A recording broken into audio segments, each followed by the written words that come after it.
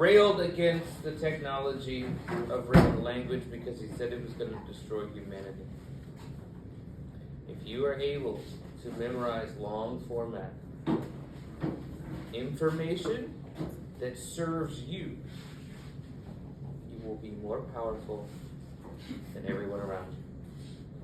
And so what Max is going to share with you today is not one, not two, not three, but all of the Bill of Rights, which are the 10 amendments at the end of the United States Constitution. They are the things that provide you with the rights that you have day in and day out.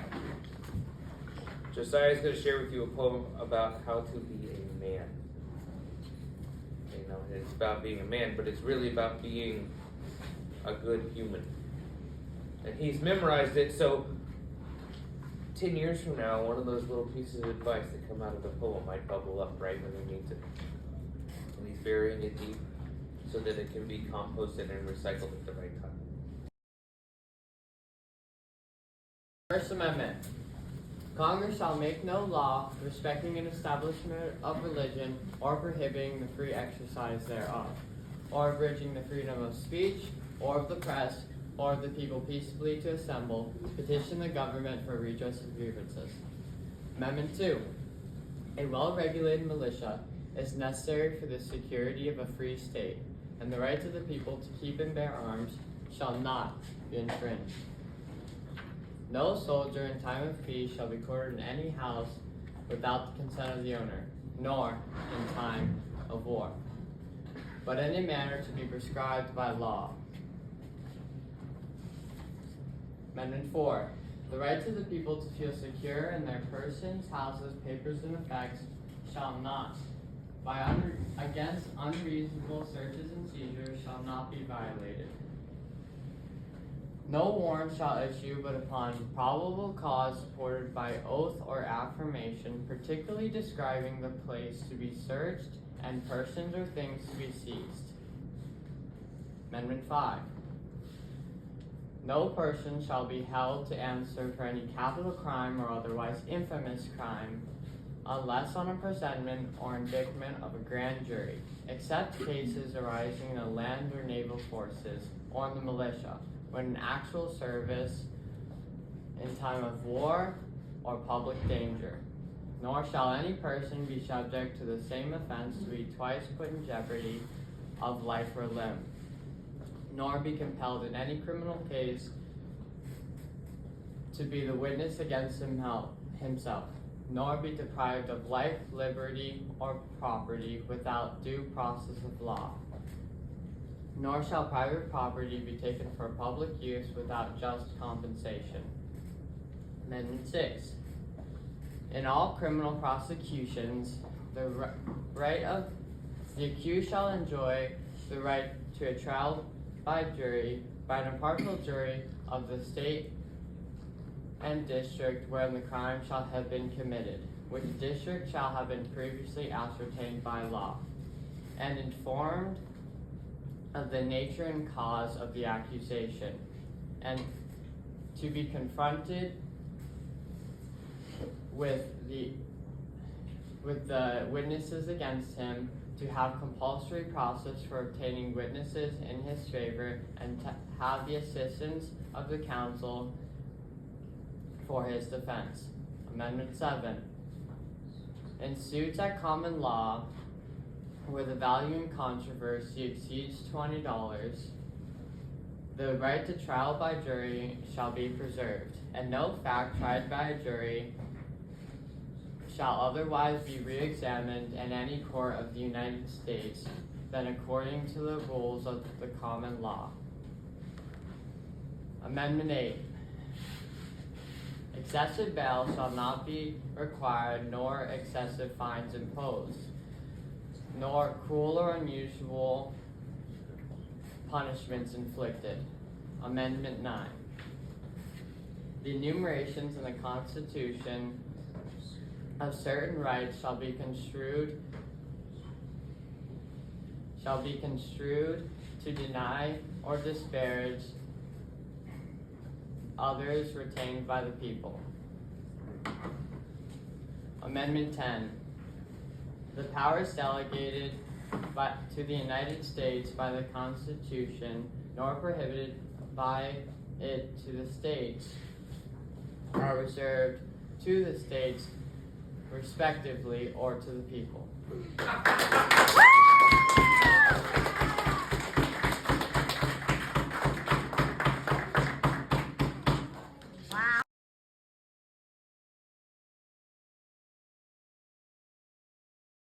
Doing the if poem. Okay.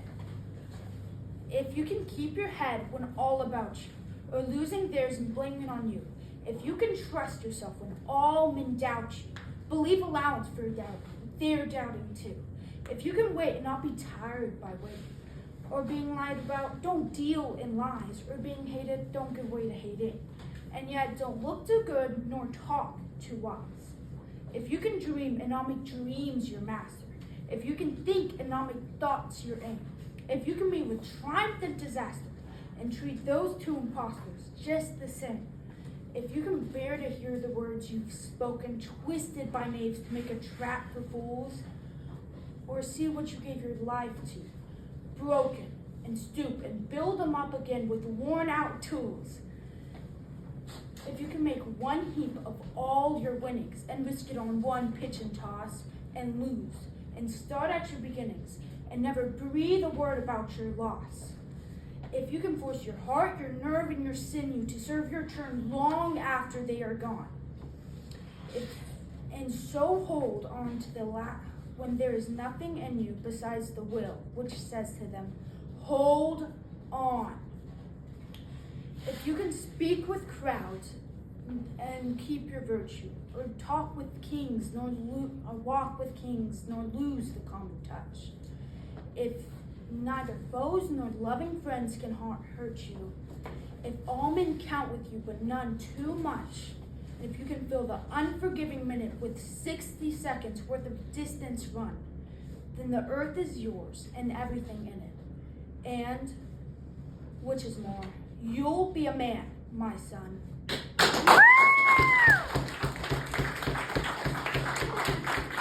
So his parents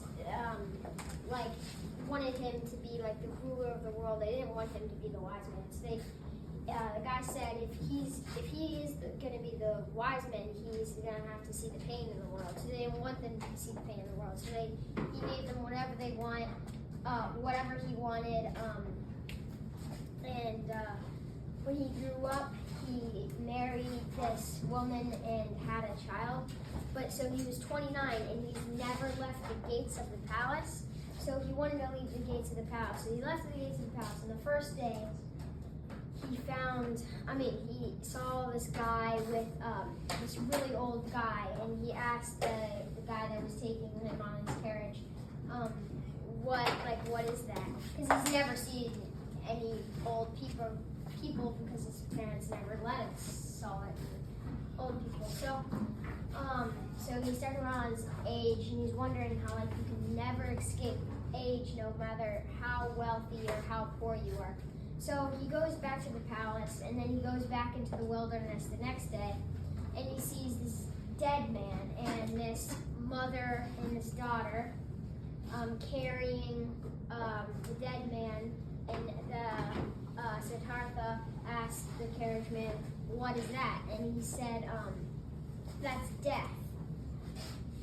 So he thought about how you can never escape death. So then he went back to the palace and came back the next day, and he saw this one sick person, and then the carriage man told him about that's sickness, and he told him all about it, and he thought how you could never escape sickness. So he's like, if you're gonna die one day, what's the point in life?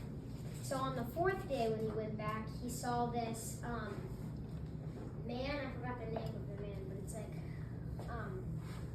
I don't know, but he was there, very, very skinny, meditating, and he asked him, what is he doing? And he says, I'm meditating, and he gives up all the riches of the world, so he doesn't barely, he fasts, he doesn't wear shoes, he doesn't wear much, he doesn't really get that, you need to live.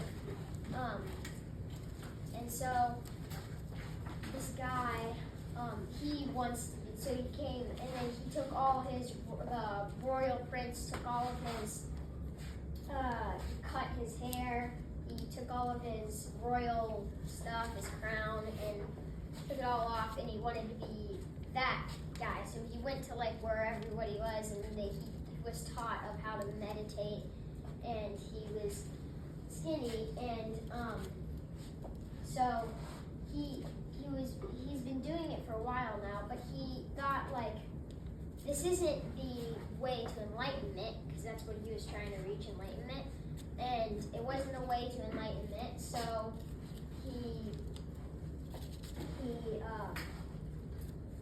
he took off all of his he left them, and well, first this girl came up to him and offered food, and he ate.